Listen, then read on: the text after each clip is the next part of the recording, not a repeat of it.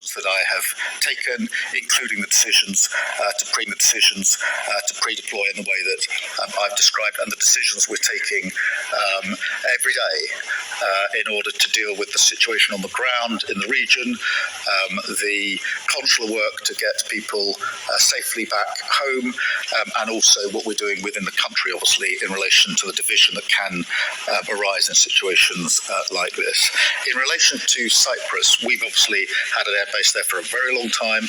There are protective measures in place, have always been in place. It's always been a protected airbase. It's not something new to protect the airbase. We've pre-deployed further assets to Cyprus in January and February for that purpose, and we're bolstering that. So I want to be really clear to everybody in Cyprus that we're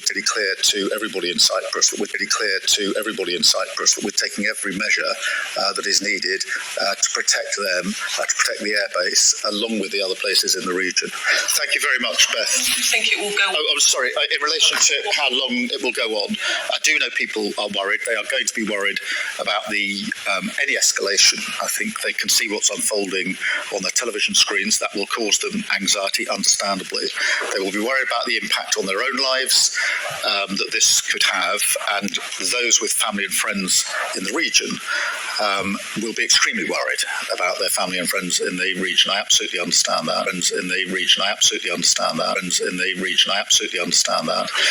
We are doing everything we can to de-escalate this. I can't give you a time base for this. I don't think anybody can.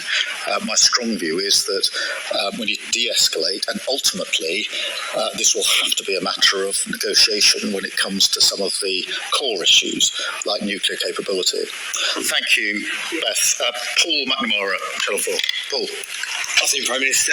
Look, there are reports that you walked into a meeting, the National Security Council on Friday, with one meeting. The National Security Council on Friday, with one meeting. The National Security Council on Friday, with one meeting. The National Security Council on Friday, with one opinion, and had your mind changed by Ed Miliband and others in your cabinet. So is it true that you wanted on Friday to give Americans a precautionary permission in the event of Iranian reprisals to use British bases for defensive action, that had your mind changed by Ed Miliband and other members of your cabinet? Let me be really clear about this. No request from the US came in the specific terms that we acceded until Saturday afternoon. Saturday afternoon. Well, just hear me out.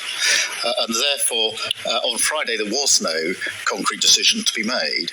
The decision had to be made when we had the request. That came in on Saturday during the course of the afternoon.